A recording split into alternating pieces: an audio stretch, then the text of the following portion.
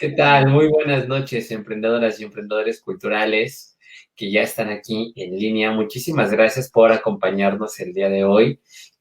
Hoy tenemos a una invitada especial que ya aparece aquí en pantalla y ella es Andrea Cruz Meléndez, una, por supuesto que gran amiga, compañera de aventuras en los terrenos de la gestión cultural.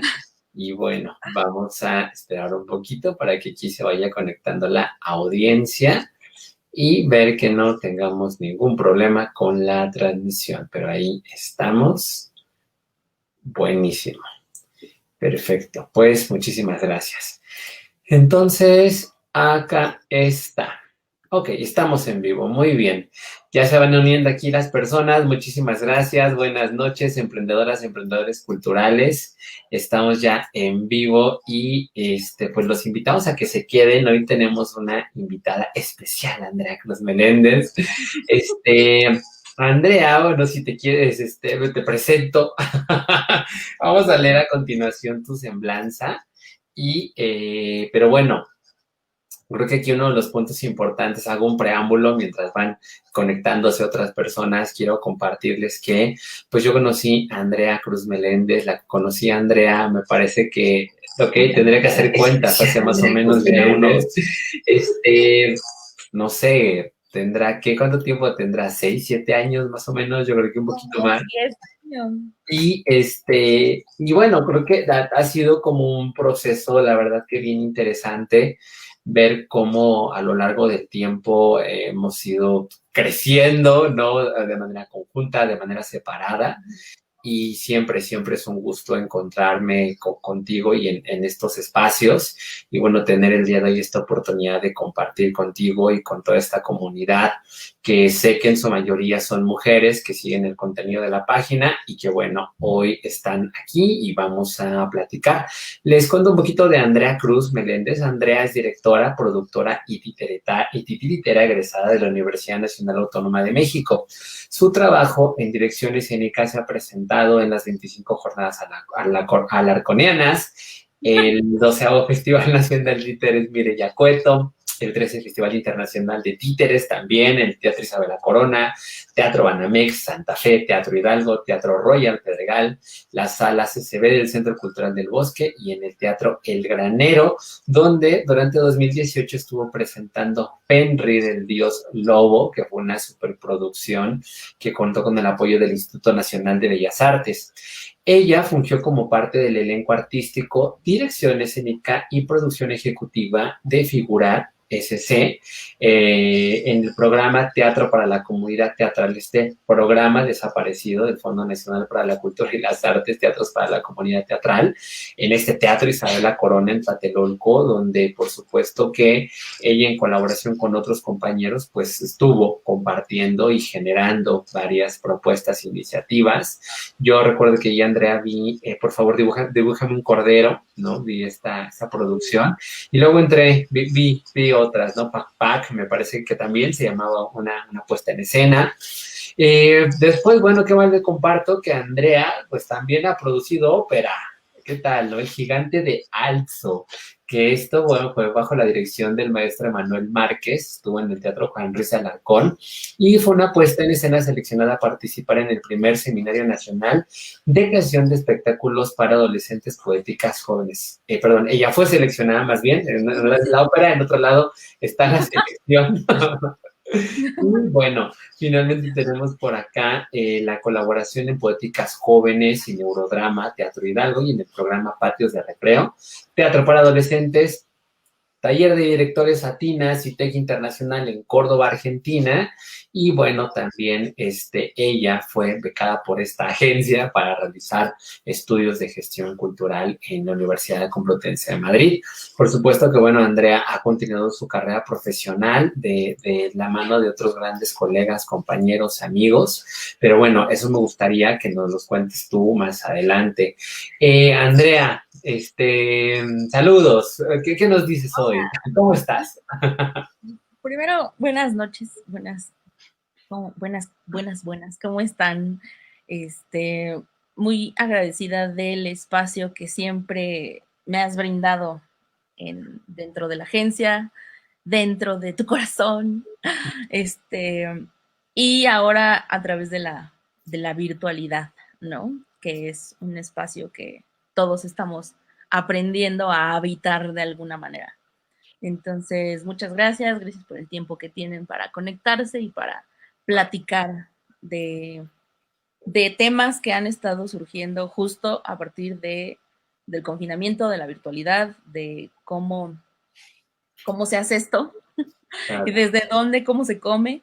Y bueno, siempre esta agencia me gusta porque va a la vanguardia de cosas que vamos necesitando como creadores, productores, gestores, ¿no? O sea, siempre partimos, y es un lema de la agencia que me gusta mucho, que es partir de la acción, de lo que se ha hecho, de lo que se ha dicho, del ejemplo, y y bueno, con eso, con eso abro. Buenísimo, muchísimas gracias. Y pues tengo aquí algunas preguntas para ti. Lo primero que quiero preguntarte es, ¿cómo inicia tu vida en el teatro? Mi vida. Ok,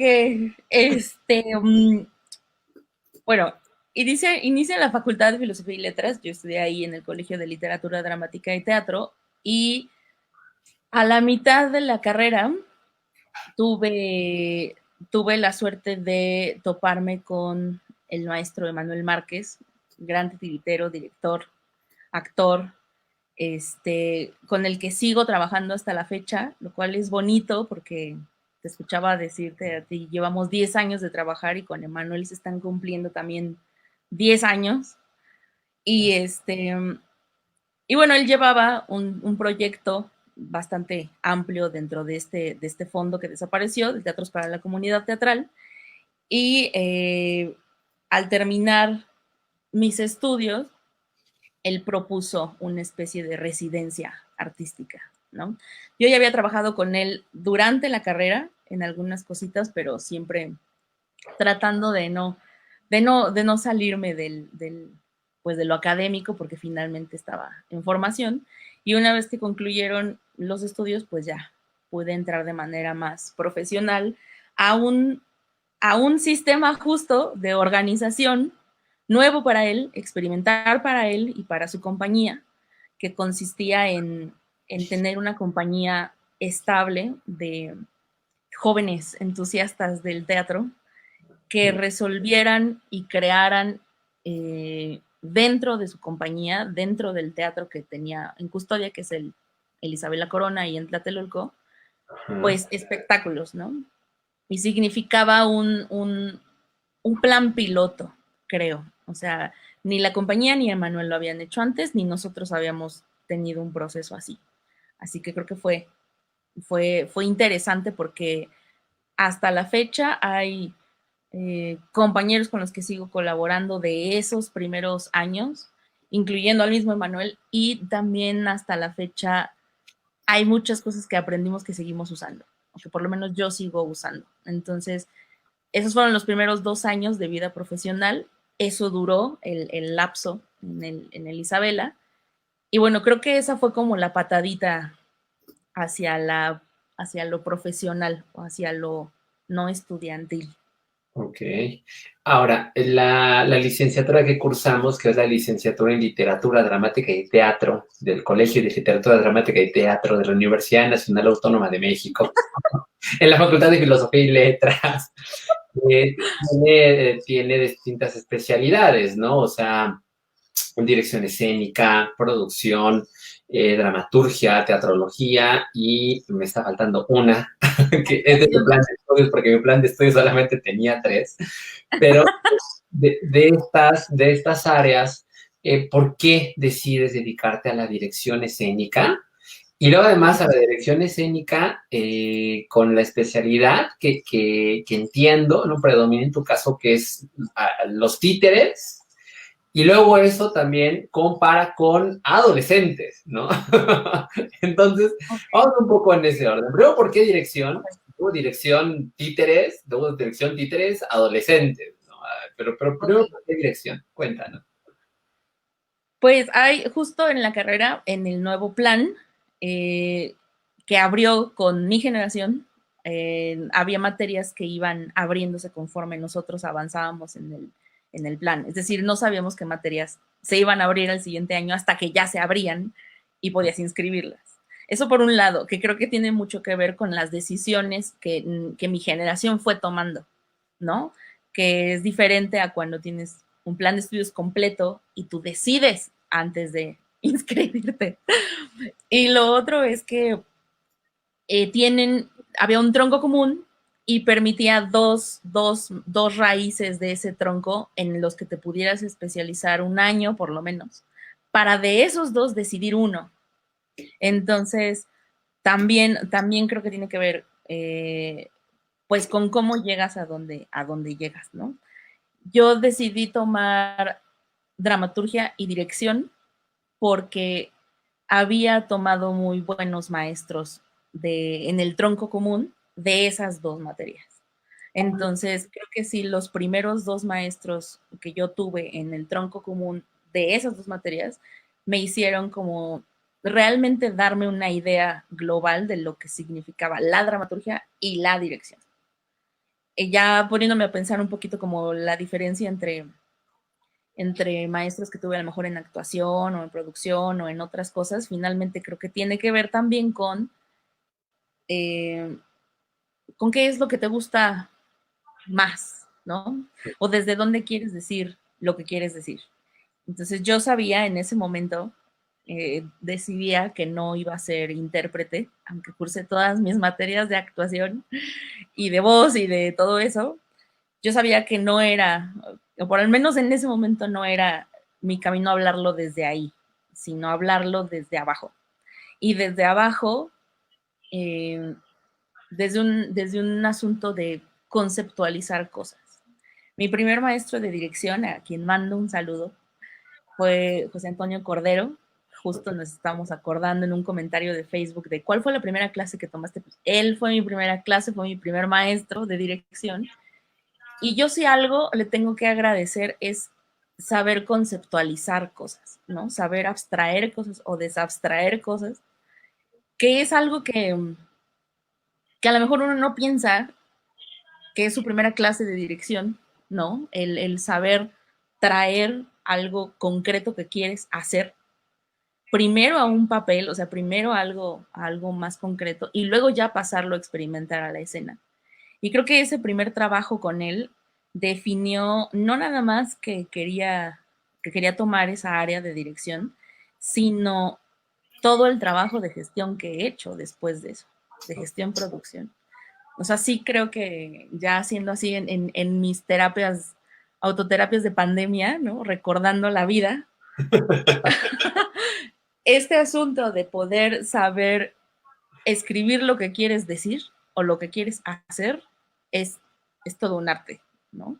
Y creo que mi primer maestro de eso fue José Antonio Cordero. Y pues devino en elegir estas dos áreas y luego devino en elegir de esas dos áreas una, ¿no?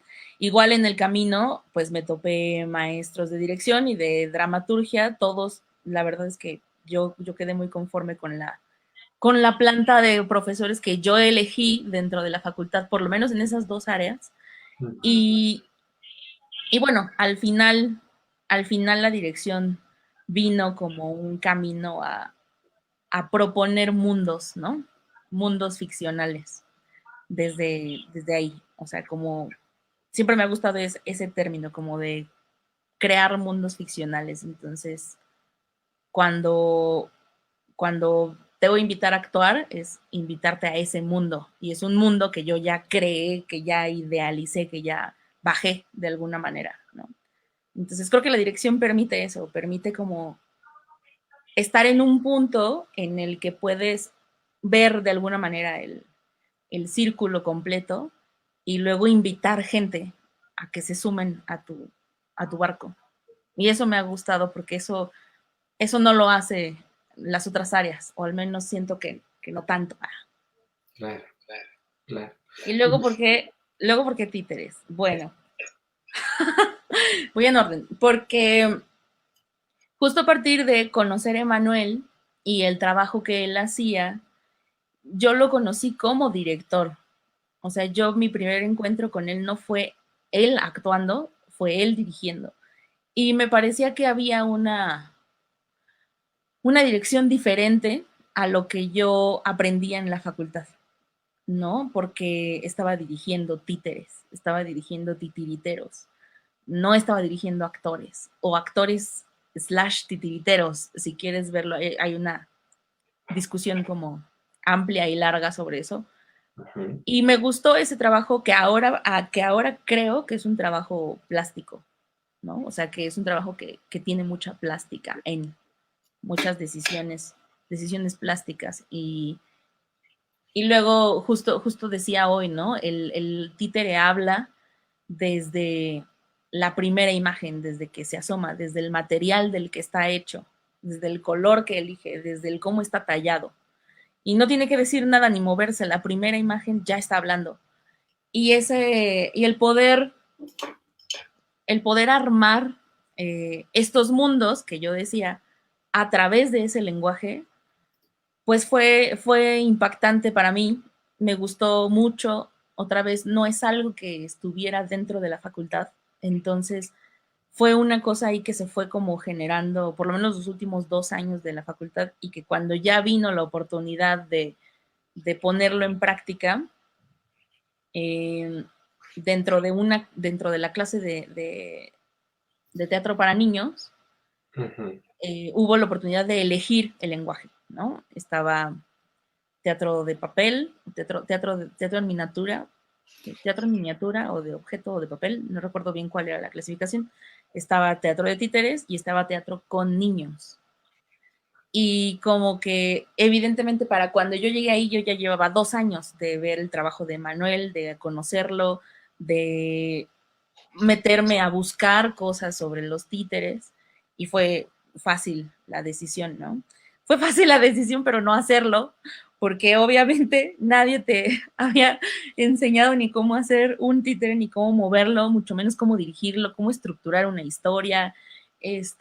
La gran ventaja también de esa clase es que solicitó un equipo de trabajo y el equipo de trabajo pues consistió en compañeros de la generación que estaban muy bien preparados en Okay. sus áreas.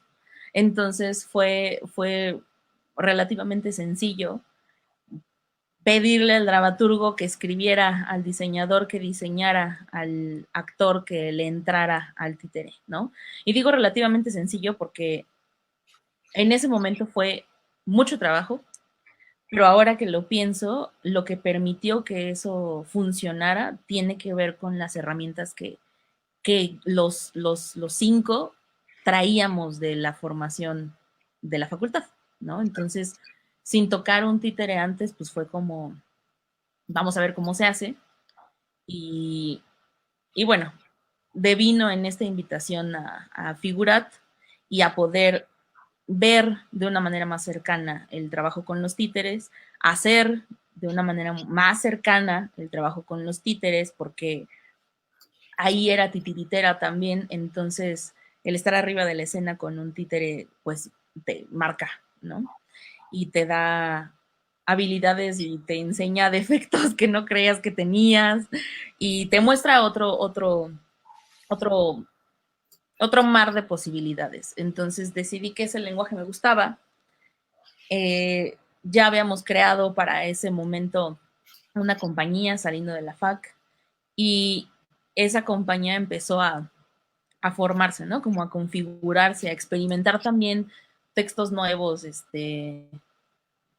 títeres nuevos, lenguajes nuevos. O sea, yo siento que fue como un momento muy, muy rico en experimentación y que además fue el momento correcto de la experimentación, porque ahora ya yo sé qué técnicas me gustan más, qué técnicas quiero explorar, sé qué titiriteros les gusta qué técnica y entonces hacer un match desde ahí, incluso sé qué tipo de historias o lo que decía como de mundos me gusta pensar, imaginar, pero en ese momento creo que todos pasamos o pues sí, pasamos por un momento de experimentación con el títere, que, que viene además, y esto ha pasado como con varias compañeras, compañeros titiriteros, lo hemos hablado en festivales o en lugares donde nos topamos, que traemos la escuela, ¿no? Del maestro que nos tocó. Entonces, la escuela de Mireya, que es la escuela de Pablo, trae un tipo de técnica del cual pues varias generaciones se han nutrido y se han apropiado. Yo sí creo que la escuela de Manuel es otra tirada, ¿no? Otro tipo de técnicas. Y así cada uno va jalando de los, de los maestros titiriteros que están en el medio, ¿no? De la gente que tiene muchísima más experiencia, de la gente que incluso tiene un legado familiar. No, no es mi caso, no tengo un legado familiar ni teatral ni titiritero. Entonces, finalmente a esta generación que no venimos de ahí, pues nos ha tocado agarrar de todos lados lo que nos va gustando y armando lo que nos va pareciendo mejor, ¿no? Formarnos también, invertir un poco en eso también, en la formación de las cosas que sabes que no traes de casa. Y luego adolescentes, porque justo el teatro que hacía Emanuel era de niños y jóvenes. Y yo recuerdo su obra de toda su vida, que es Fausto, es una versión del Fausto de Goethe para adolescentes. Y yo lo vi, esa fue la primera obra que vi, en que lo vi actuar por ahí del 2011, antes de trabajar con él, y vi el impacto que hacía en los jóvenes y no, he visto otras obras de adolescentes con adolescentes y esa sigue siendo de las que más efecto creo que han causado en ellos, ¿no? En ver el público y cómo reacciona. Entonces, es un público muy difícil porque es muy difícil, porque es un público honesto como los niños, pero no tan lindo como los niños, ¿no? Entonces, están están en un proceso de cambio, o sea, de todo, y, y tuve también mediante Figurat la oportunidad de ir a este primer seminario que se organizó con Neurodrama y con el gobierno de Hidalgo, me parece, de creación de jóvenes, ¿no? De espectáculos para jóvenes. Y también los maestros que tuve allí, pues hablaban justo como de la imagen del joven y de cómo crear para él y desde dónde. Y recuerdo que estaba Gabriela Román, que es una gran dramaturga para adolescentes, ¿no? Y la recuerdo en ese momento hace, no sé, hace muchos años, ¿no? Y sí fue un impulso también eso, ¿no? Como decidir, bueno, es un público difícil, nos gusta, yo he podido dar clases para adolescentes de teatro y de títeres también, y ha sido revelador el cómo todo lo que puedes aprender de ellos. Entonces, creo que de alguna manera hubo una identificación con ese público. Y no hemos dejado el público infantil.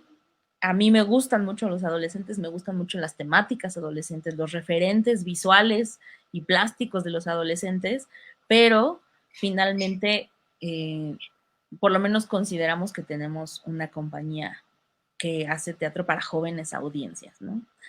Niños y adolescentes. No hemos llegado a los bebés todavía, todavía, pero pues eso, creo que eso. Y fíjate, ahí lo que me Ahí lo que me llama la atención, atención. doble. Lo que me llama la atención tiene que ver mucho con la capacidad de materialización, ¿no? Porque, y que reconozco y que también puedo mencionar que es algo que admiro mucho de tu trabajo, ¿no? Desde el ámbito de la dirección y, y me gustaría que nos platicaras un poco de eso, ¿no? Porque sé que ahora justo dentro del confinamiento estás llevando un proceso, ¿no? Uno o varios procesos en relación a proyectos apoyados por el Fondo Nacional para la Cultura y las Artes. Pero, no sé, primero para introducirnos en este tema, y también pensando en la comunidad que nos ve, ¿no? Tanto chicos como chicas, en cuestión a las herramientas de trabajo, ¿qué es lo que nos podrías compartir de pronto sobre tu experiencia? Es decir, ¿en qué momento tú dices, ok, soy directora, asumo mi papel como directora, entonces necesito organizar personas, ¿no? Y atraer personas. Entonces, que creo de pronto ese es uno de los principales como problemas o complejidades al momento de plantear un proyecto que tiene que ver desde el saber elegir, ¿no? Pero primero saber qué es lo que tú quieres, pienso yo, ¿no? Es como que quiero saber elegir hacia dónde lo voy a llevar. Entonces, previo a pandemia, en tu experiencia, ¿cómo identificas esto? Y qué es lo que nos puedes compartir al respecto en relación a la importancia del proceso de organización, qué elementos, qué cualidades se requieren, a qué te enfrentas. Cuéntanos un poquito de esto. Pues ha sido creo, por lo menos en su mayoría de mi carrera, en producción y dirección y gestión, ha sido prueba y error, porque yo siempre les digo que yo no llevé clases de producción en la facultad y luego terminé leyendo cosas que leían en la facultad y haciendo las tareas o cosas que sé que hacían y que yo ya las estaba haciendo pues de manera porque se tenían que hacer, no porque hubiera sido mi plan.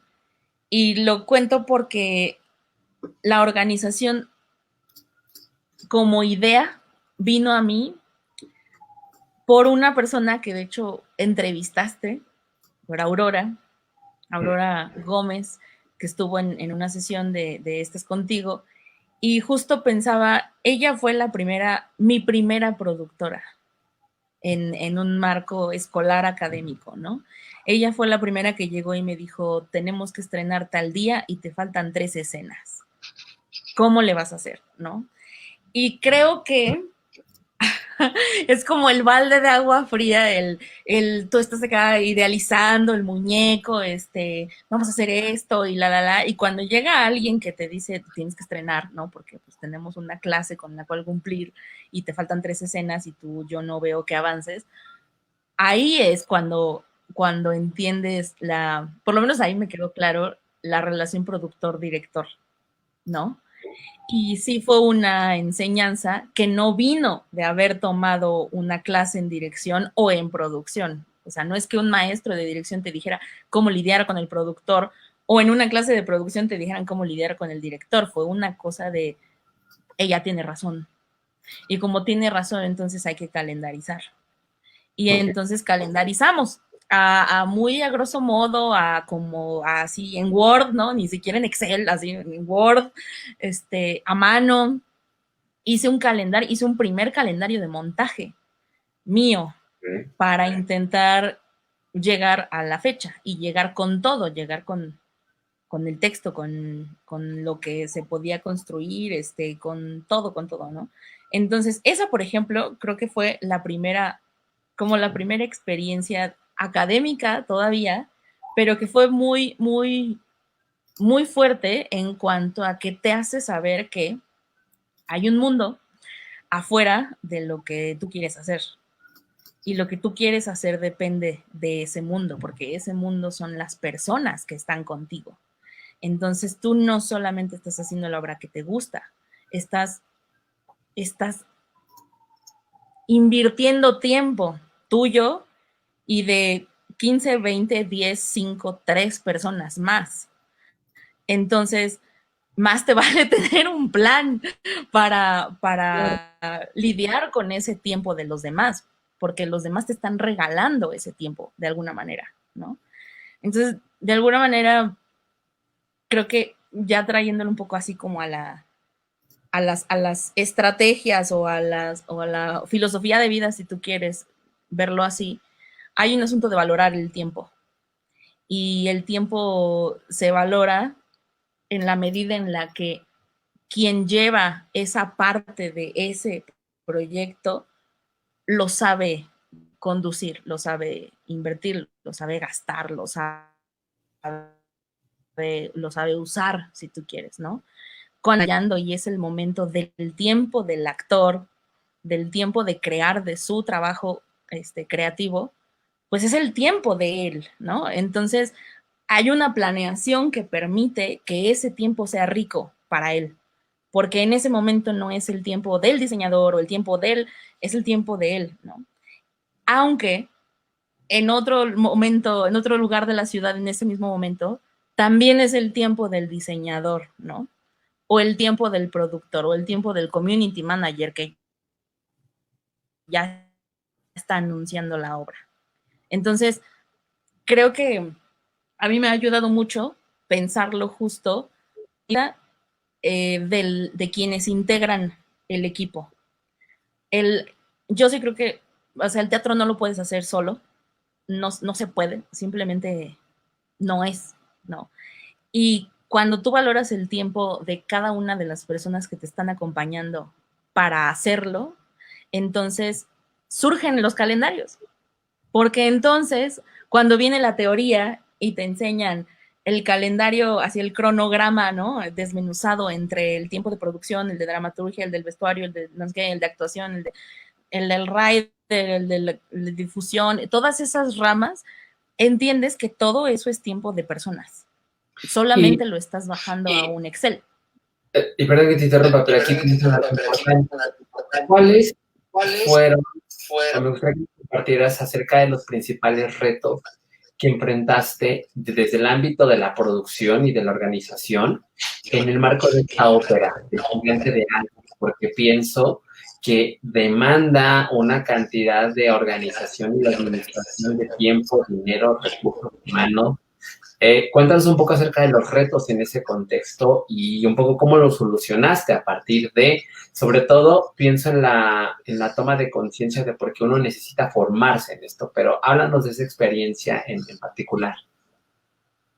Pues yo con Emanuel ya había trabajado antes. Este era un proyecto, llevamos un rato sin trabajar y cuando yo llegué a ese proyecto, el proyecto ya estaba en la UNAM.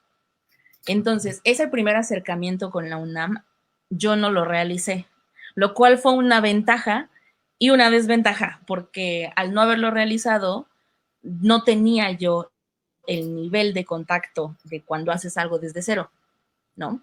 Sino que tienes que llegar a sumarte a una obra que además ya estaba montada, ya había sido presentada en el CENART y tenía una invitación ¿a dónde nos fuimos? A Pachuca. Tenía una invitación fuera, en un teatro fuera de la ciudad. Se fueron de gira, eso yo lo recuerdo, ¿no? Entonces,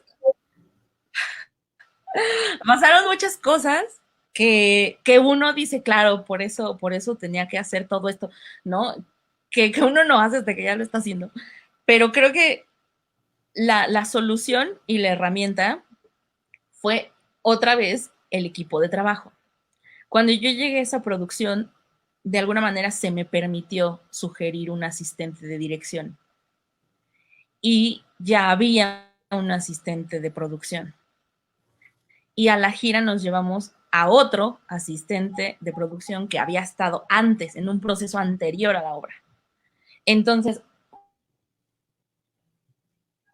cuando yo llego y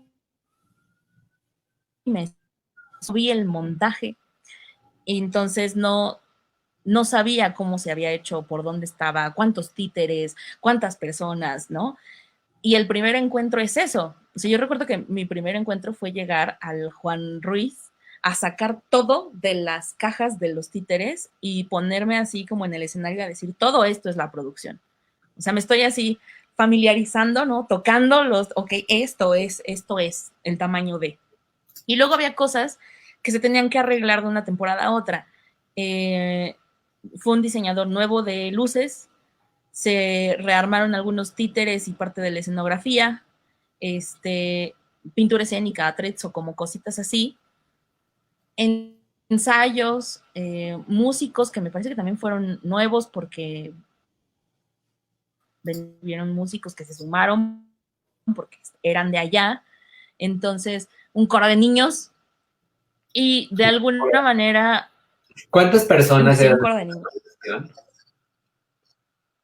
Pues el coro de niños era como de 30 mínimo, más 4 titiriteros, 4 o 5 titiriteros y 4 o 5 músicos, el director de orquesta, pues ya, como 40, no sé, 40 y tantas, 50. Dependía del coro de niños porque los coros de los niños varían de función a función en cuanto al número, pero es una prox.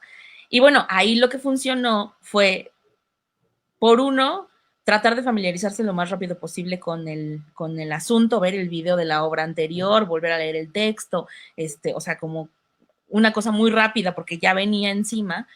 Y lo otro fue justo saber, y ahorita que dices saber elegir, pues sí, o sea, yo me apoyé muchísimo en ellos dos, ¿no? En los dos asistentes, en el de dirección y en el de producción. Uno, porque sabía el proceso completo, entonces era muy fácil llamarle y preguntarle de algo que yo no sabía que se había hecho y que él sí, y que de alguna manera también es un gran asistente de producción. Eso es un gran titiritero también. Y, y también su perfil de titiritero permite que entienda las necesidades de la actuación, ¿no? Del intérprete. Él se subió como intérprete ya al final en todas las funciones, era como un titiritero auxiliar y cumplía esta doble función de asistir producción y subirse como titiritero auxiliar, ¿no? Entonces, conocía no nada más el ámbito de la producción de esa producción, sino que conocía también el ámbito de los actores. Había trabajado en la primera temporada con esos actores, sabía las necesidades, sabía los vestuarios, sabía... Entonces, eso, por ejemplo, sí es un perfil mixto o sea, que si lo analizas, el perfil mixto de él permitió que entonces alguien nuevo de producción pudiera empaparse del proceso. Claro. Y el otro, eh, pues fue el asistente de dirección, que es alguien muy organizado, muy toc. Y yo sabía que yo necesitaba a alguien así, ¿no? O sea, sabía que necesitaba a alguien así porque en ese momento yo tenía otros compromisos también de producciones en la mañana. Entonces había cosas a las que yo no podía ir y que tenía que correr del World Trade Center al Juan Ruiz N cantidad de veces. Y entonces necesitaba a alguien que, que también supiera organizar. Entonces, incluso es un asunto, en esa producción en particular, ni siquiera es organizar tú directamente, es casi que organizar al que organiza. Porque ellos dos, en su materia de asistentes, están más ligados a la escena. Y claro, o sea, todas las cosas técnicas, presupuestos, tratar de hablar con las instituciones que apoyaban el proyecto, porque estaba Teatro UNAM y estaba el Festival Impulso de Música, estaba Teatro, Música de la UNAM, ¿no? Entonces, parte del presupuesto venía de teatro, parte venía de música y los trámites eran diferentes, ¿no? En esas dos. Entonces, creo que esa parte sí me la aventé yo, pero otra vez, hay un equipo que te soporta. Y O aquí sea, te hay voy a un equipo que no te interrumpir. Perdón que te interrumpa, porque, o sea, no lo puedo dejar pasar, lo voy a mencionar. Esta producción fue en 2017, si mal no recuerdo. En 2017, Emprendedores Culturales teníamos nuestra sede en el piso 19 o el piso 21 del World Trade Center. Y durante ese verano yo recuerdo particularmente que, bueno, tuve, como varias de la comunidad que me sigue lo sabe, siempre en verano, este verano no por la pandemia, pero bueno, acostumbro, ¿no?, a actualizarme realizando estudios en España. Y yo recuerdo que durante ese periodo, un poco paralelo a este proceso, Andrea se desempeñaba como directora de contenidos de la agencia y hubo incluso un periodo en donde estuvo a cargo de tu vista personal. Eran 6 personas o 7 personas más o menos, ¿no? Que estaba como al frente de la oficina ya como responsable. Y entonces aquí lo que quiero destacar es pues, dos cosas importantes, ¿no? La capacidad de organización, primero para identificar los procesos, porque yo creo que es algo que también dentro de nuestra colaboración nos ha permitido hacer gran sinergia, que esta capacidad de análisis, de identificar, ¿no?, los procesos, de sistematizarlos, es saber elegir a la persona más adecuada, ¿no? Es decir, qué pieza va en este lugar, cuáles son las cualidades, y a partir de eso poder avanzar, porque, digo, al final del día, eh, está también ahí el secreto de saber delegar, ¿no? O sea, el poder delegar, como fue en tu caso, tuvo que ver con esta cuestión de saber elegir e identificar en el marco de tus procesos. Entonces, nos decías esto, ¿no? La importancia de contar con un equipo de trabajo. Me voy a ir a otra anécdota, ¿no? Y que te va a llevar exactamente a lo mismo. Pero yo sé que tú es colaboradora de esta compañía que se llama Los Güeros Teatro, ¿no? Colaboras con ellos. Y hubo una gira a Ecuador. Entonces, ahí, por ejemplo, también, ¿no? O sea, gestionar, organizar, producir una gira internacional. Me gustaría que nos contaras cuál fue así la principal problemática que tú enfrentaste en el marco de esa gira y cómo la resolviste o las principales problemáticas, ¿no? O un par, ¿no? Algo breve, pero que tú dijeras, híjole, es que sucedió esto, porque de verdad, para quien nos ve y nos sigue, como ser líder de un equipo de trabajo, ser responsable en algún sentido de ser líder artístico, gestor, productor, etcétera, conlleva una responsabilidad. Y siempre suceden cosas que no te imaginas, ¿no? A mí me pasó que me iba yo de gira a Chile y la actriz me cancela el día que sale el avión y es como de todos en Chile y la actriz no llegó para dar función en el festival. Pero platícanos algo, tu principal problemática y cómo lo resolviste, cómo enfrentaste eso con todo lo que conlleva, ¿no? Cuéntanos brevemente.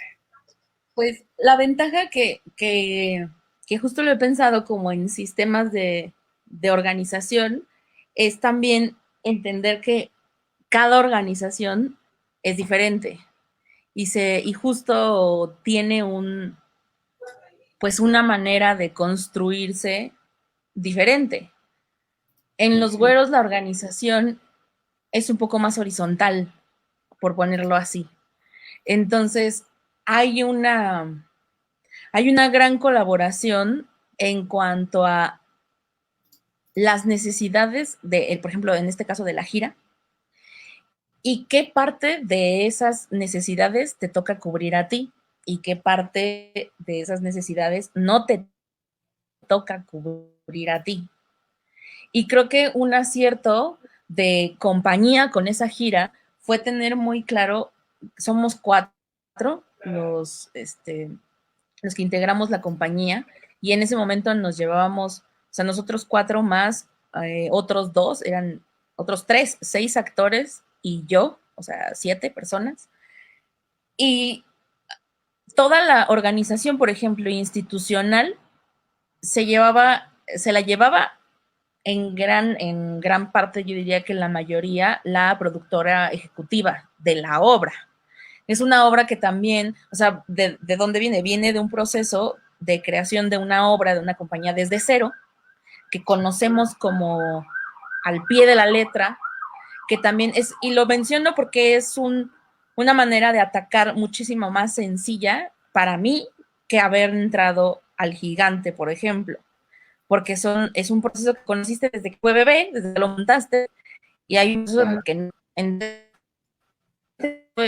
era un poco más fácil porque los procesos, por ejemplo, para pedir apoyo al FONCA, esa obra pudo ir a Ecuador gracias también a un apoyos especiales del FONCA, a un apoyo del programa de apoyos especiales del FONCA y a la Ujú. colaboración del INBA y del Centro Cultural España. Okay. Desde Queremos irnos a Ecuador y ayúdenos, viene justo desde cómo se generó esa primera obra. Entonces, creo que en ese sentido, dificultades en la gira obviamente hubo, pero estaba quien llevaba un calendario de qué íbamos a hacer cada día de la gira, no llevaba ahí la programación. Yo que estaba afuera, lo mío era más técnico, por ejemplo, tenía que ver con el embalaje de las cosas, ya estando ellos, porque claro, los cuatro llevamos tareas que no, pero cuando estamos de gira, o en este caso que estábamos de gira, en cuanto ellos se suben a escena, ellos están en escena, o sea, ellos son actores, ¿no? Y entonces debe haber alguien abajo que esté, pues, yo diría en esa obra, eh, cubriéndolos, ¿no? O cuidándolos, porque es una obra de teatro para calle, y entonces, en un país extranjero, entonces había una cosas, durante función estar revisando que todo está en orden y de alguna manera tener como este asunto de algo ves que sucede mal en la escena, poder actuar desde afuera, ¿no? Ujú. En, no sé, yo creo que si no es la mejor gira y eh, porque los cuatro son,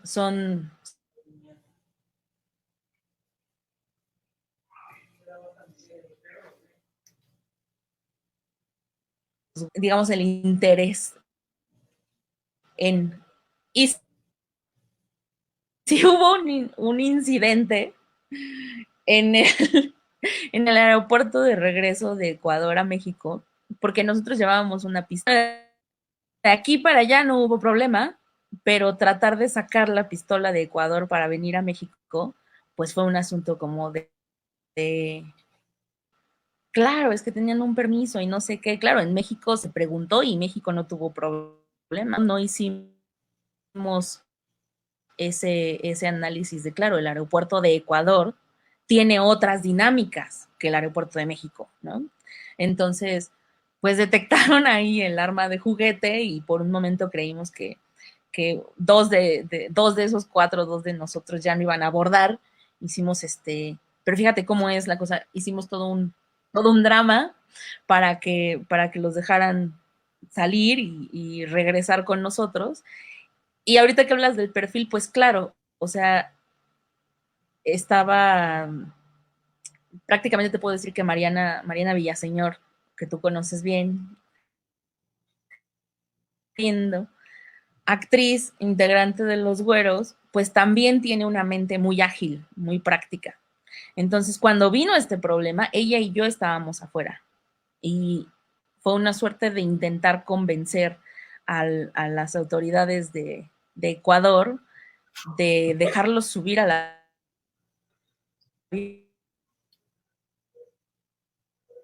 el asunto del perfil, porque si alguien es diplomático entre nosotros cuatro, pues es Mariana, ¿no? O sea, incluso habilidades como eso, como saber hablar con un policía extranjero, pues son cosas que uno no piensa que necesita hasta que las necesita. Y en ese sentido, yo no sé qué hubiera pasado si más bien Mariana hubiera sido la que estaba adentro y alguno de nosotros afuera, ¿me entiendes? O sea, la reacción también tiene que ver con el perfil de esa persona. Entonces, ese fue como el mayor incidente. De ahí en fuera creo que todo estuvo muy bien en la organización, pero tiene que ver con cómo repartimos y comunicamos entre nosotros cuatro. es muy diferente y por eso decía yo, cada organización, porque el gigante que era una organización que ya estaba, pues de alguna manera echada a andar, a la que yo me agrego, agregando a otras personas también, es diferente la interacción y es diferente lo que necesitas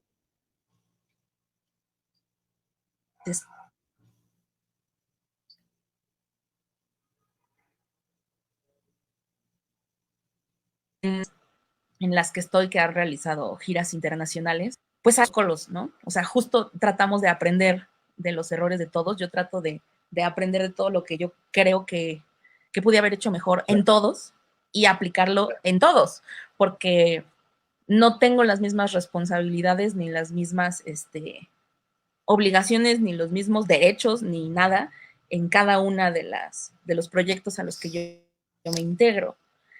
Y en ese sentido, lo que decías, ¿no? Ahorita hay varios procesos que se están llevando a la distancia en trámites que tienen que ver con el fondo, con el FONCA y que tienen que ver con otras instituciones,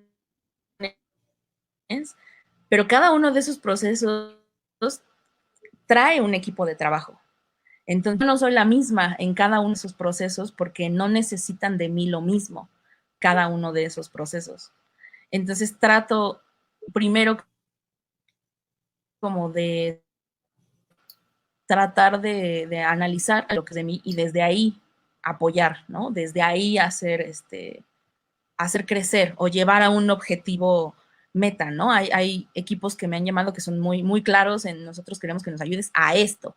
Y entonces, en la medida en la que ellos son precisos, yo también digo, ok, ¿no? Uno de esos procesos es un festival de los que estamos en proceso.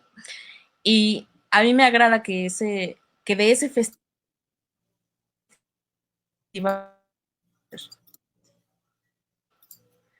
que hay un festival, se compone de un montón de hilos, ¿no?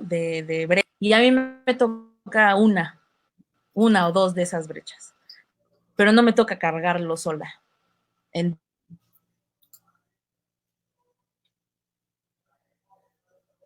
los, los equipos de trabajo que me invitan, que también es diferente, Claro. ¿no? Yo de atrapos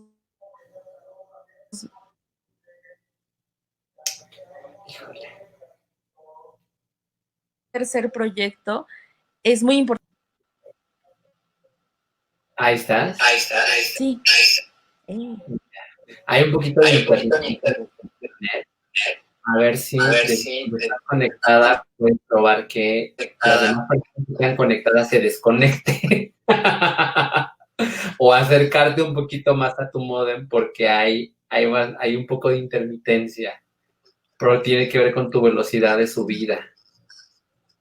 Ya, estoy muy cerca de mi modem. ¿Ahí? A ver, ahí.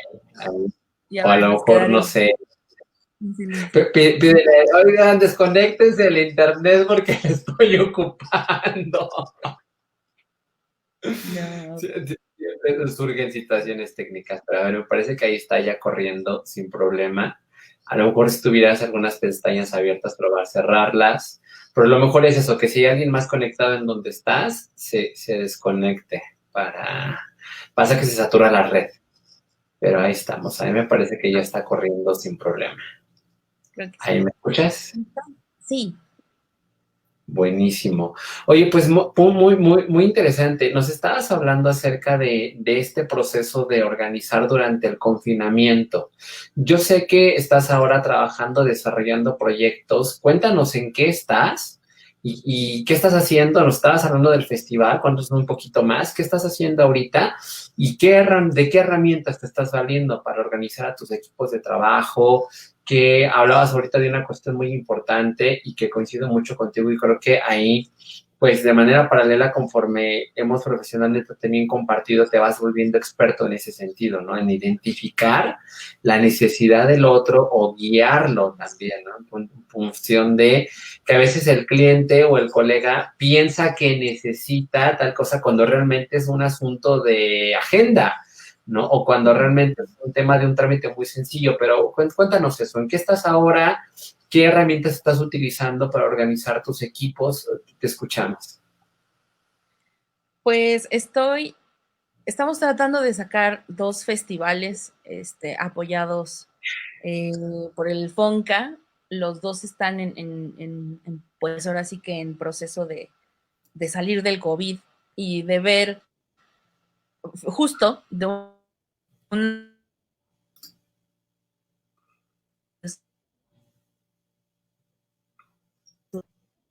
o planeando, adaptándolo a lo virtual, ¿no? O sea, también a estas nuevas herramientas del que ya la mayoría de los compañeros de teatro o de escena ya se están apropiando. Entonces, es un nuevo canal, ¿no? La virtualidad es un nuevo, no es nuevo, pero para nosotros es, creo yo, y quiero verlo desde ese punto de vista, es una oportunidad de experimentar cosas, mensajes, tipos de lenguaje. A mí que me gustan las cosas plásticas, pues justo, ¿no? Experimentar cómo se narra desde ahí, cómo se explica, cómo se da clase desde ahí.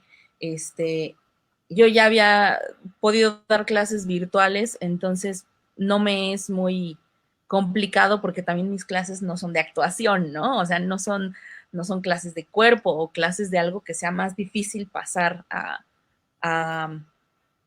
a través de estos medios.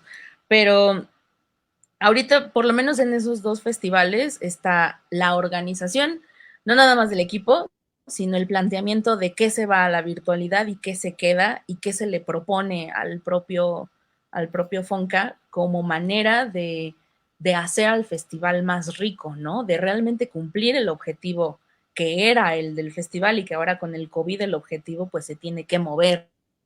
Entonces, de alguna manera esa fue la primera reorganización. Eh, Todo está en un asunto de, creo yo, de periodicidad. Yo con los equipos del festival hablo por lo menos una vez a la semana con cada uno. Y hay temas muy específicos que se agendan, que yo, por ejemplo, agradezco mucho, que en ambos equipos hay una suerte de decir, nos vamos a conectar para hablar de esto. Entonces la reunión es efectiva, porque no, cuando nos reunimos, porque, o sea, cuando hay un asunto de me quiero reunir en la virtualidad para ver a mis amigos, para hablar con ellos, para mandarnos memes, hay un momento para eso y hay un momento para conectarnos, para resolver las 5 cosas que se tienen que resolver en esta reunión, ¿no? Hay una, hay un tiempo agendado de los lunes a tal hora, y también hay la posibilidad de cambio dentro de eso, ¿no? ¿Sabes qué? Este lunes no, o no tenemos nada que reunirnos, entonces, ¿por qué no esperamos al siguiente lunes a de verdad tener algo? Porque también el agotamiento de las reuniones de Zoom, creo que todo el mundo ya lo experimentamos, ¿no? Entonces, también es rico saber cuándo sí nos tenemos que reunir y cuándo no. Y en el otro festival, pues tengo la ventaja de tener a mi colega, coproductor, codirector, co todo, este, viviendo conmigo. Entonces, pues sí, incluso dentro de eso es, ¿y cómo te organizas si viven juntos? Pues ponemos una hora y un día para vernos, para hablar de eso. Entonces, evitamos, yo soy mucho de, vamos a hablar del festival ahorita porque me acordé de algo y él es mucho de, o sea, hay un tiempo para eso, ¿no? Hay mucho tratar de entre los dos tener un orden porque justo vamos a hablar de todo y vamos a terminar, no sé, haciendo otras cosas, comiendo, bebiendo, cenando y no hablando de lo que realmente necesitamos hablar. Entonces, incluso dentro de la cercanía física, hay un tiempo en el que se habla de ciertas cosas y igualmente hay una especie de orden, por lo menos mental, de decir, mañana nos tenemos que reunir para hablar de esto y de esto. Y se acabó. Y ya. Claro. ¿no? Eso, por ejemplo, ha funcionado en los festivales. Lo que les decía, los dos tienen un equipo que los soporta, uno más chico, el otro más grande, uno con más personas, uno con menos personas, y yo agradezco mucho que todos los que están quieren estar y hay una suerte de saber lo que les toca, ¿no? Entonces, de apoyarse en el otro. Eso ha permitido muchísimo que por lo menos a nivel trámites, que es a nivel gestión, que es lo que se tiene que hacer ahora, que no se puede hacer otra cosa en cuestión de estos dos proyectos en particular, pues se lleve de una manera en la que sentimos que avanzamos, por Claro. muy atorado que esté el proceso, ¿no? Y luego hay otro tipo de proyectos, o sea, hay otro proyecto creativo, no sé qué tanto pueda hablar de eso, pero es un proyecto con amigas, con un grupo de chicas que estamos trabajándolo, y ese proyecto, por ejemplo, se está trabajando desde lo creativo, no desde lo productivo. Entonces, igual son sesiones agendadas a una misma hora, de repente varía, pero hay un asunto como de como si fueran ensayos agendados, ¿no? Y estamos trabajando en todo lo que se pueda creativamente en red, en el reclutamiento, ¿no? En el confinamiento, para que se pueda avanzar lo más que se pueda y también aprovechar las oportunidades, ¿no? O sea, nos hemos planteado en algún momento qué pasa si eso que habíamos pensado que era escénico ahora es virtual o tiene una cosa que puede ir de uno a otro o nos vamos a esperar a lo físico y si nos vamos a esperar a lo físico, entonces, ¿qué hacemos mientras, no? Justo estamos en ese proceso en específico, estoy brincando de haber llevado un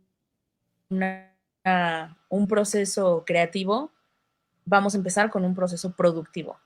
Estamos brincando así del proceso creativo a lo productivo, que porque ya es tiempo, ¿no? Entonces, pues eso nos llevará a tener otro orden. A lo mejor ya no nos vemos las veces o el tiempo que nos veíamos para crear, a lo mejor nos vemos en otros momentos, otros tiempos, para hacer otro tipo de cosas, ¿no? Y bueno, hay un par de proyectos más, pero creo que esto que dije resume ahí eso. El punto. Andrea, para terminar, ser mujer y ser líder hoy, retos, oportunidades, ¿qué implica? ¿Qué implica hoy? Pues fíjate que yo no estoy muy segura de cómo contestar esta pregunta, pero sí puedo decir que justo en la agencia, justo a partir de los talleres que empecé a dar contigo, pues sí surgía un fenómeno y puedo decir que surgió, porque de hecho tú también te diste cuenta, o sea, no fue algo de planeación, ¿no? Eh, Surgió la necesidad de talleres donde se integraban alumnas, puras alumnas, ¿no? Y dentro de esos talleres yo me di cuenta que sí había, o sea, por supuesto que hay retos diferentes, ¿no? A los colegas varones, ¿no?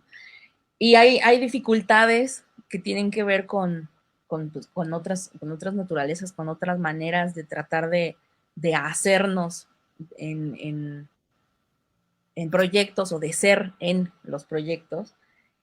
Y justo este, este taller que, que estoy próxima a dar contigo surgió de cosas que ellas mismas me decían que necesitaban y que yo traté justo de organizar una serie de contenidos que no vino de una idea de vamos a hacer un taller de esto, vino de que en otros talleres ellas decían es que necesitamos hablar de esto y tiene que ver con maneras de organizarse, ¿no? Una de las cosas que sucedía mucho en esos talleres es que les había tocado así de la noche a la mañana dirigir o producir o meter una carpeta. Y ellas no era una cosa que querían o no era una cosa que habían planeado y porque se fue alguien, les aventaron la bolita, les dejaron así, ¿no? El niño y a ver cómo lo cuidas. Había una cosa de yo estoy en un taller de a ver cómo hago una carpeta desde cero porque me lo aventaron y lo tengo que hacer ya mañana. Entonces, una de las primeras cosas que yo me di cuenta es que todas estábamos en un asunto de yo lo tengo que resolver yo. Y no nos habíamos dado cuenta, y eso me pasó en un taller, así lo recuerdo muy bien, que la persona, la chica que tenía yo enfrente, resolvía mi problema y yo el de ella. Y nada más había que conocerse, ¿no?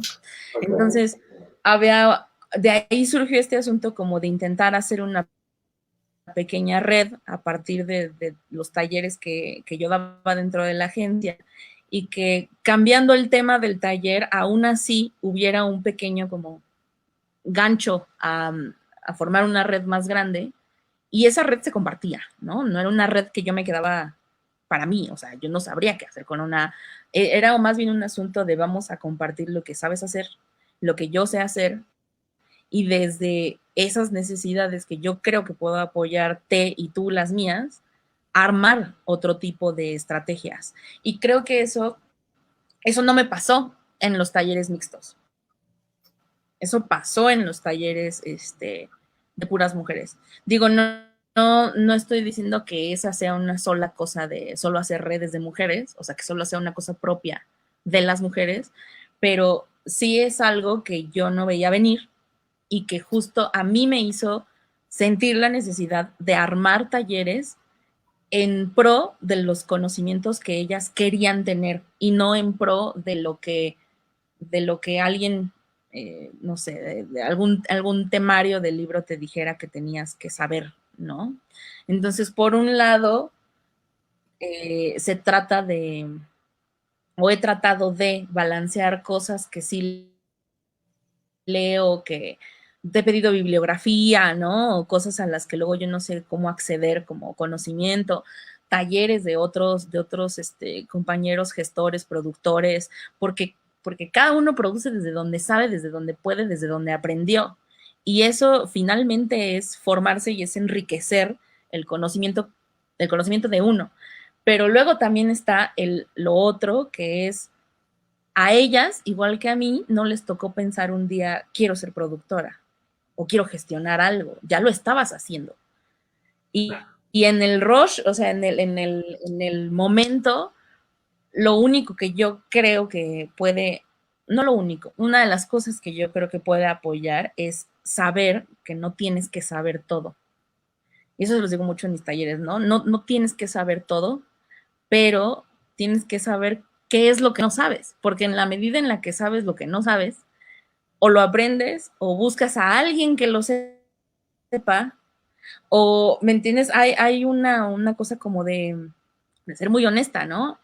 Y en la medida de que yo digo, yo no sé hacer esto, entonces tengo a mi mejor amiga que hace iluminación, ¿no? Que ayer le decía, yo te menciono en todos mis talleres porque yo sé que no sé nada de iluminación, entonces sé que te voy a llamar siempre porque yo no sé eso, ¿no? Y porque no me ha interesado aprender de eso.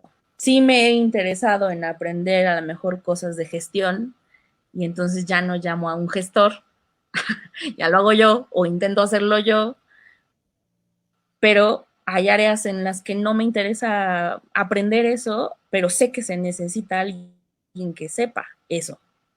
Entonces creo que, digo, no sé si contesté la pregunta o no, pero me parece como un, una, una suerte o algo muy atinado el pensar en, en eso, en la creación de redes y de apoyo en ese sentido, ¿no? También cabe mencionar que los talleres eran tomados por mujeres de muchos, o sea, de muchas disciplinas artísticas, no era nada más teatro, era como cultura en general, ¿no?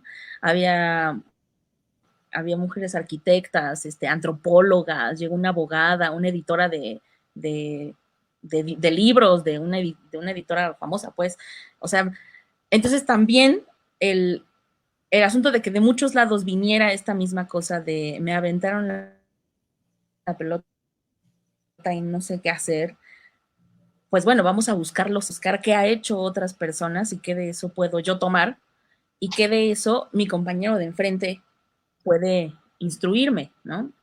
Claro. Y ya. Buenísimo, buenísimo, Andrea. Pues increíble, muchísimas gracias. Andrea va a estar impartiendo la próxima semana, los días 11 y 13 de agosto, el taller Mujeres Líderes en la Cultura y las Artes. Es un taller virtual que habla específicamente de cultura operativa y liderazgo, en donde, además de abordar estos temas que mencioné, pues se hace mucho énfasis en cuestiones de integración de equipo, creación de redes, intercambio, conexión. Y pues como ya lo escucharon, en este taller, bueno, acuden solamente chicas. Y bueno, siempre es un gusto saber que hay una audiencia nutrida y esperemos evidentemente que esta herramienta de trabajo, pues bueno, sea bien recibida y atendida por otras chicas que en este momento están buscando conectar. No importa la disciplina, yo recomiendo amplia y profundamente el trabajo de Andrea, no solo porque es mi amiga, sino también porque a lo largo ahorita que hablabas de los festivales, Andrea y yo hicimos un festival hace 10 años en una pulquería. Nuestro primer En una Ay, no. festival. No lo digas. Entonces, entonces era increíble, ¿no? Porque eso fue hace 10 años, ¿no? Porque, o sea, ¿cómo saltamos del Festival Internacional Clásico de el Centro Nacional de las Artes y etcétera, ¿no? A 10 años antes haciendo un festival en una pulquería ¿qué? La Roma, no era una pulquería que estaba en la Roma, ¿no? Y bueno, fue una experiencia súper interesante, fue muy, muy bonita, ¿no? Porque sin duda el aprender haciendo y luego también acudiendo a la academia, creo que ha permitido, pues siempre eso, ¿no? El seguir construyendo conocimiento. Yo también puedo compartir que al menos desde mi experiencia como director y fundador de esta agencia, contar con tu apoyo, Andrea, ha sido la verdad que fundamental en los procesos que hemos enfrentado y me da también pues muchísimo gusto, ¿no? Ver cómo ahora en estos terrenos de la gestión de la producción de la dirección escénica estás, ¿no? También tú, tanto por tu cuenta o como de manera conjunta, pues materializando, ¿no? Manifestando, como dice Mía Astral. Y yo creo que es una cosa súper La interesante. agencia basada en mi astral. Eso es un... Operativa, ¿no? Una de sus creencias es el manifestar cosas, ¿no?